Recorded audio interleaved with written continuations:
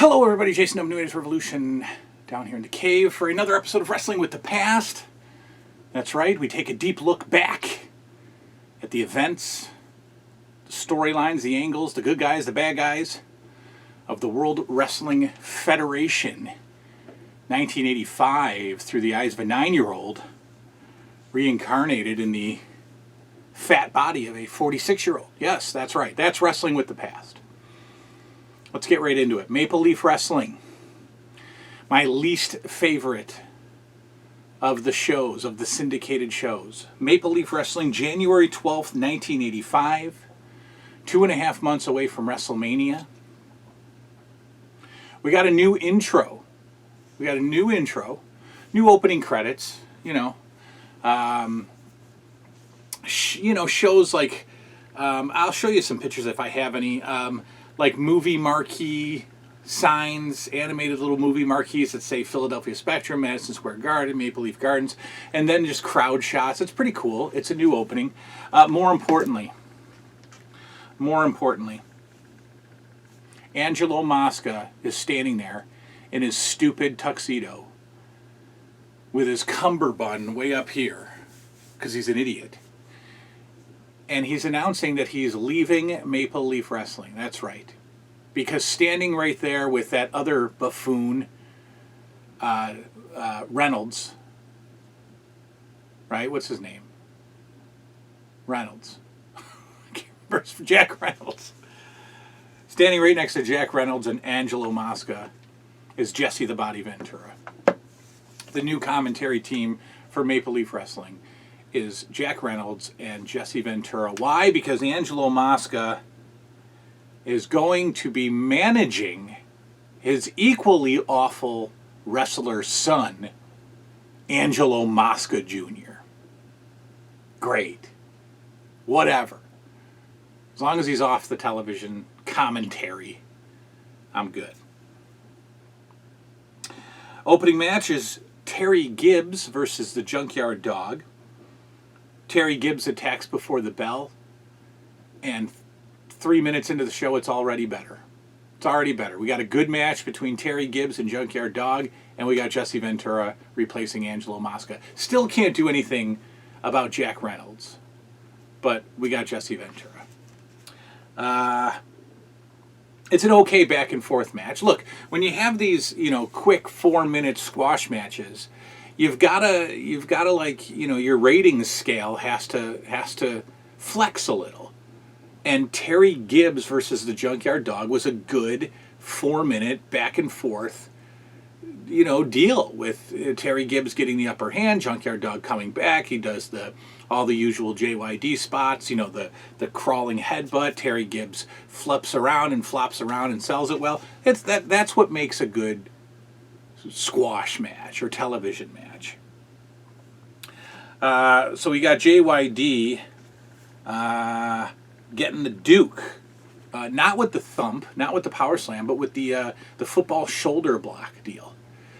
And I noticed that JYD makes a lot of noise in the ring. JYD is a grunter and a groaner in the ring. There's a few guys that do that. Harley Race is probably, the guy that invented it. The whole match, Harley Race is making asha noises. That's Harley Race. And then Junkyard Dog is doing a lot of that too in this match. A lot of growling, a lot of grunting, all throughout the match. We've got S.D. Jones versus Cowboy Bob Orton. At a house show, this would have been a fantastic match. At a Madison Square Garden show, this would have been a great 15-minute match. We got early SD getting the upper hand on Cowboy Bob Orton. 2 great back-to-back TV matches. Orton had the finish. His finish was that strange reverse leap off the top rope that he does. Right. So SD is down in the corner, and Cowboy Bob Orton goes up to the second rope, bounces a few times, and then lunges himself off backwards onto a prone S.D. Jones for the win. No superplex. from Cowboy Bob Orton. You know what I love about this era of wrestling is that the commentators do not have a stupid name for every single move, right? Sometimes it's just the famous Vince McMahon, what a maneuver. Sometimes it's unbelievable move. What a move. You know, they kind of try to describe it like a, you know, back shoulder thrust thing, right? Whatever. They don't have some ridiculous name for it that originated in Japan or something like today's wrestling. Not every move has a name. It's just a good move, right? And I like that about old wrestling. We don't have stupid names for every single move that gets done. What I've noticed about SD Jones is really good at that at the convulsing thing. You know, Iron Sheik was like over the top with it. If you knocked Iron Sheik down and he was laying there, he would just do these floppy things on the mat. SD Jones has the leg shake. Like, you can't see my leg, but it's shaking. SD Jones, if he gets knocked down, if he takes a bad blow, he starts shaking on the mat, right? The seizure. Which, what is that? Then if somebody's shaking like that, let's get a doctor in there. You know, they might be going into cardiac arrest or something. But SD Jones is frequent shaker, frequent convulsor. And I don't think humans actually do that unless they're dying. You know, like if you get, you know, if you're playing football or something and, you know, you get tackled in your backyard, you don't just start shaking unless we got to get an ambulance, right? But wrestlers, they do it all the time. Also something interesting about this show, we got no Billy Red Lions. No Billy Red Lions doing the in-between announcing interviews. And they're not promoting Canadian house shows. You know, Maple Leaf Wrestling, a Canadian show, is promoting Boston Gardens house shows, and Mean Gene is the interviewer. No Billy Red Lions, no Canadian exclusive interviews. I don't know if that's just this show or what. This one's promoting Boston Gardens. Next up, we've got Ted Grizzly taking on Angelo Mosca Jr. And the worst part is this buffoon, Angelo Mosca Sr., comes out with his tuxedo on again. Like, that's his announcer commentator tuxedo.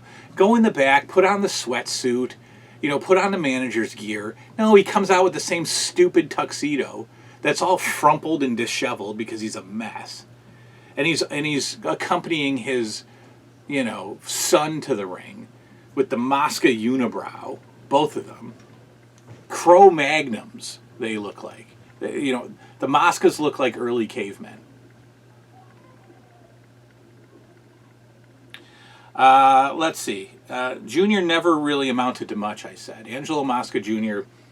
never really did anything. I think he wrestled in Florida. I think he did some NWA stuff, like outskirts NWA. He was never like, you know, on NWA Saturday Night or anything. Really sloppy and botchy. Just an awful match. You know, Ted Grizzly's confused in there. Ted Grizzly's trying his best. But Mosca Jr. is just sloppy. He's botchy. An awful weird pin with Angelo and Ted Grizzly too close to the ropes. And instead of like pulling the guy out to the center or adjusting a little bit, Mosca just goes for the pin and like tries to pull in Ted Grizzly's arm that's hanging outside the ring. You know, the referee has to stop at 2 and then kind of look at Junior, and Junior pulls his arm in and the referee counts to 3, but doesn't start the count over, just does 1, 2, pause for a while, and then 3. And then Angelo Mosca Sr. is mad. He's actually mad outside the ring. And when Mosca Jr. goes over to high-five Sr. on the ring ropes, you can see Sr. talking to Junior, and he F-bombs the referee. I see it. I read the lips. So Mosca Sr. is mad at the referee for doing the delayed botched count because his moron son couldn't figure out to pull Ted Grizzly into the center of the ring to go for the pin. It's just terrible. It's just terrible. I'm sorry. If anybody from the Mosca family is watching, look, I'm sorry, but it's awful. We got Silent Brian McNee versus Paul Orndorff. Simple Paul Orndorff match. Tough guy, stiff, tosses him around a little bit, wins it with the pile driver. No big deal. We got Blackjack's Barbecue with Andre the Giant. Apparently they've been teaming all over the country against Stud and Patera. What I'm noticing is that Blackjack Mulligan and Andre the Giant are almost identical in height, which is weird because one is 7'4", and the other is like 6'7". Build. They're very close in height, almost the same. So it's very weird to see Andre standing like, head to head with somebody. But all this Blackjack's Barbecue is just a bunch of inside stories and inside jokes because Andre and Blackjack have been pretty much touring the country together. And Andre's a horrible conversation just because he's Andre. And apparently, according to Blackjack, Andre has already killed 3 horses while they were riding horses at Blackjack's ranch. Andre has killed 3 horses by riding them. Okay. We've got Goldie Rogers against Tony Atlas. And what's hilarious about this match is that Jesse Ventura, who, always fancied himself a bodybuilder, but really had a very, very unimpressive physique. I don't know where the body moniker came from. He really never looked that great. But this whole match he's making fun of Tony Atlas's small calves, which then made me focus in on Tony Atlas's calves. And they're small. Tony Atlas has like little toothpick legs and this massive upper body and pretty good, hamstrings or whatever this part of the leg is. And then they get smaller and smaller as he goes down. Tiny little calves on Tony Atlas, according to Jesse. Typical fumbling Tony Atlas match that ends with the press slam and the splash.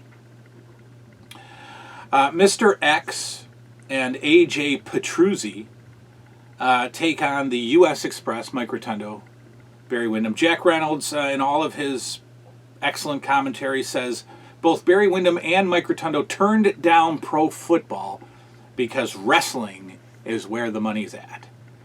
And I can assure you that in 1985, wrestling was not where the money was at for Barry Windham and Mike Rotundo.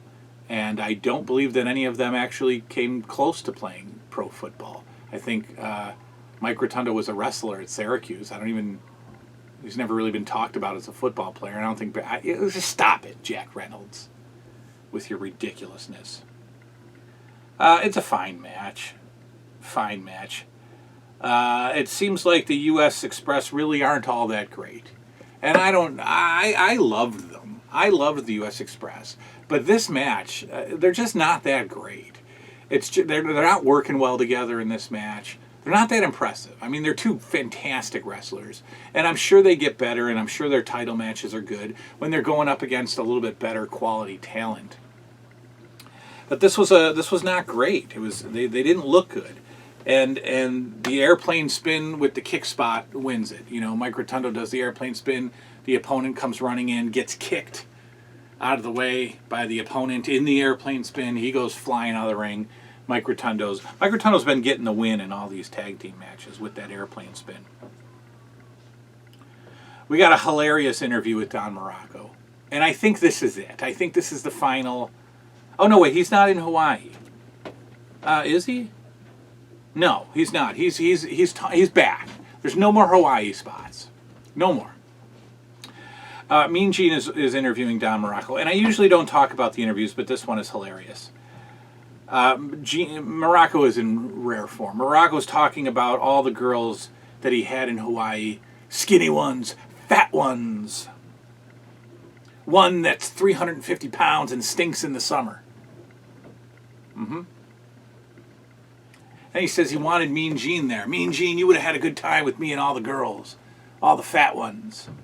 But he knows. But Morocco says, "Look, I know you have a wife, Gene, but I also know you like to party." And I mean, Gene looks at the camera and says, "That takes care of that marriage." Because Don Morocco maybe just threw him under the bus. Gene says, "That takes care of whatever domestic life I had." Morocco is saying he's got all these girls in Hawaii, skinny ones, fat ones, 350-pound ones that smell in the summer. And he knows that Mean Gene likes to party, even though he's married. And so Mean Gene says, "There goes whatever domestic life I had." Now that is fantastic. Then it gets really weird because Morocco talks about how fat Mr. Fuji's getting. He's expanding his body, says Don Morocco, which is expanding his mind. That's right, Mr. Fuji is becoming fatter and smarter, according to Don Morocco. He's really becoming the evil Mr. Fuji referee. But he says he's expanding psychically. I don't know if that's what he meant. I assume he meant, psychologically or something like that. I don't know. That doesn't even fit. But he's trying to say that Mr. Fuji is getting smarter, and he says he's expanding psychically. And then Gene tries to fix it and says, "spiritually." And Don Morocco says, "Yes, yes, and spiritually too." Then Morocco says, "If you get the chance to look into Mr. Fuji's eyes when they're not all squinted up, you see a real genius, a real evil genius." Okay, let me run that back for you. Don Morocco says, if you get the chance to look into Mr. Fuji's eyes when they're not all squinted up, you see an evil genius. Oh, 1985. How we loved thee. 1985. That's it. That's the show. I don't know if you can hear anything up there. The kids are playing the video games, killing each other, fighting, and their mother is vacuuming. So apparently the, Jesse Katsopoulos Full House red light above the door that says recording doesn't mean anything to anybody. I get no respect around here as a filmmaker. A filmmaker. Okay. I know a couple of filmmakers who call themselves filmmakers. Anyway, let's go Philly Spectrum, ladies and gentlemen. Same day, January 12th, 1985. Now, my copy of this is joined in progress. And I look at the counter, and I've got about an hour and 40 minutes left to go. So I've missed about... Well, these were 3-hour shows, but cut commercials out, and it's about 2.5 hours. So I've missed about 50 minutes so far of this card. We start off with Spoiler versus George Wells. And I'm thinking Spoiler's got to be on his way out at this point. I don't remember him sticking around after WrestleMania at all. I'm not sure what the plan with George Wells was. I know he was a football player. I think they brought him in with that. They never really promoted the football player thing. I think he was a Canadian football player. This was a bad match. Very odd, slow, bumbling, awkward match. Spoiler spends a lot of time tied up in the ropes. That wrestler falls back and gets his arms tangled up. And George Wells the whole time is working the mask. He's trying, obviously George Wells isn't going to take his mask off. So he's got to stall, and he's got to stumble with the mask as if he can't get it off, when really it's just like some laces in the back. So you see George Wells working the laces, but then he kind of has to stop because he's getting too far into it. Right? So the referee has to push him off, and it was just so bad. This was a very, very strange match. And you know what? It was a draw. It was a freaking draw. They put these two together for a 15 or 20 minute draw. And I'm just thankful that it was joined in progress because I got about 8 minutes of it. But they went 20 minutes to a draw. George Wells and the Spoiler. All right, next we've got Salvatore Bellomo versus Broody Beefcake. Brutus Beefcake. Now, I'm saying ahead of time that this should be decent. Beefcake is a good. He's all right. You know, he's okay. And if there's a good guy beating him up, he does his sell. So this should be okay. Mel Phillips. Mel Phillips is an interesting ring announcer. Mel Phillips has a very storied past. Mel Phillips was a part of the big WWF, late 80s or mid 80s sex scandal. Mel Phillips has some issues. As a ring announcer, I can't stand him. First of all, he announces Salvatore Bellomo from Italy. Hailing from Italy.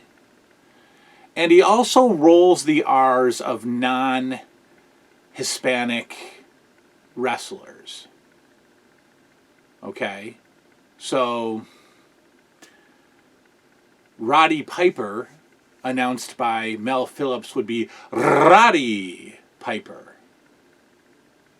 And that's not done for non-Hispanic wrestlers. It doesn't make any sense. Mel Phillips announces Salvatore Bellomo from Italy, and I really hate when announcers over-enunciate. Justin Roberts is the worst. I just hate... I hate the ring announcers of modern wrestling. I hate the referees of modern wrestling. Justin Roberts is a ridiculous over-enunciator. He's got to be part of the show. He's got to do the Michael Buffer shtick, where he's got a catchphrase or he announces certain wrestlers a certain way. Watch Justin Roberts announce Jon Moxley. It's horrible. It's horrible. Angry today. Anyway, usual amount of Beefcake stalling. Every Beefcake match, especially with Johnny V in his corner, just over the top stalling. Stalling to take the bow tie off. That's always the big stall. And Beefcake is still wearing armbands to cover his armbands. So he has to slide those down. So Johnny V has to slide those off. And if the crowd starts to boo, Johnny V stops. It's just so goofy. It's so hard to sit through. This is not a great match.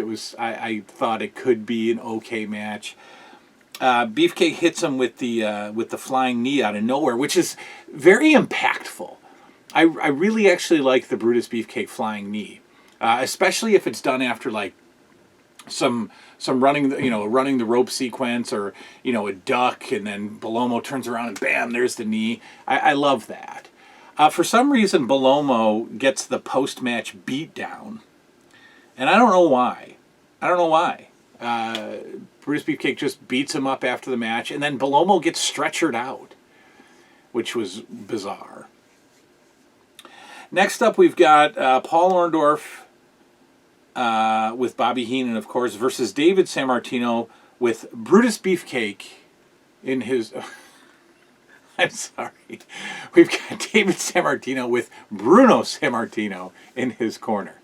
Mel Phillips starts this off by announcing the manager, Bobby the Weasel. Oh, and then Bobby Heenan freaks out.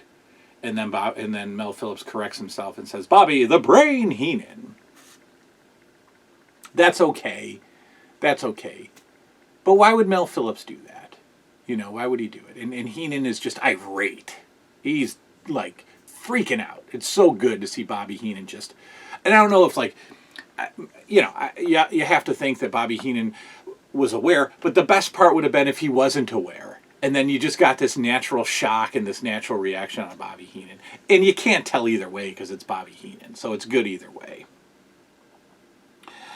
It's a slow match with lots of wrist locks and arm bars and things like that. And basically the whole match is centered around Bobby Heenan getting involved subtly, and Bruno Sammartino just getting more and more angry at the referee, more and more angry at Heenan, until, he finally can't take it anymore.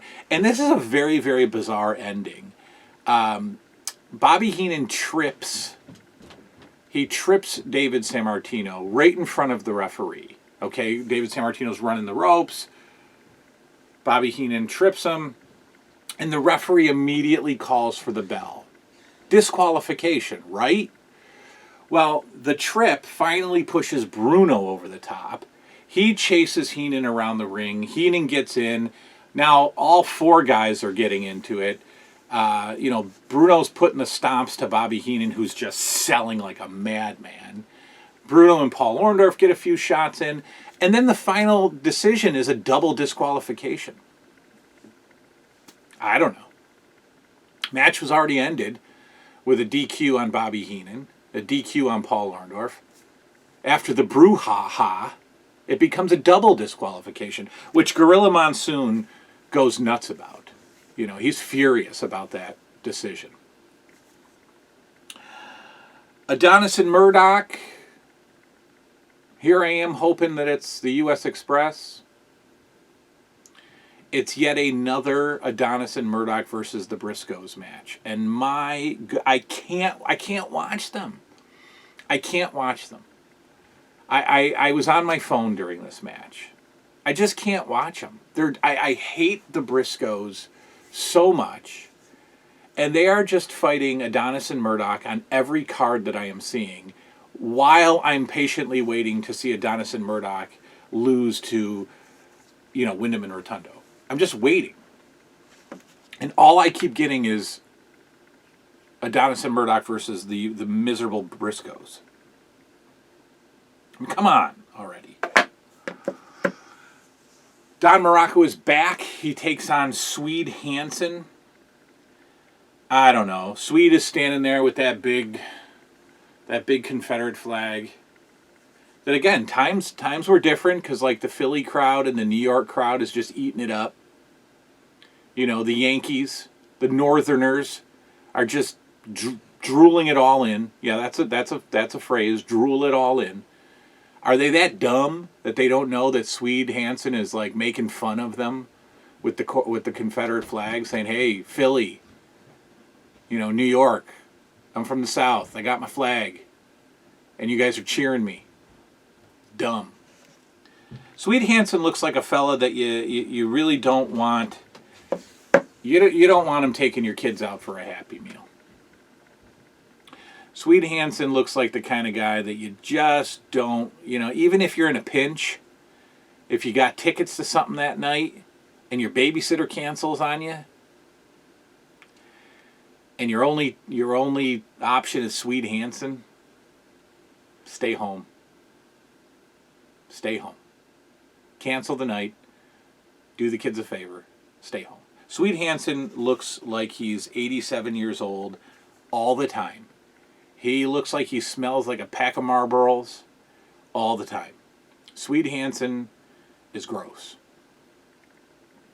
And I think there's some legit stuff to be concerned with Swede Hansen about. I don't think it's the kid Happy Meal stuff. I think it's more of like card-carrying member of quite possibly KKK. Maybe. I don't know. I thought I heard that about him. He's dead and gone now, so I can't slander him.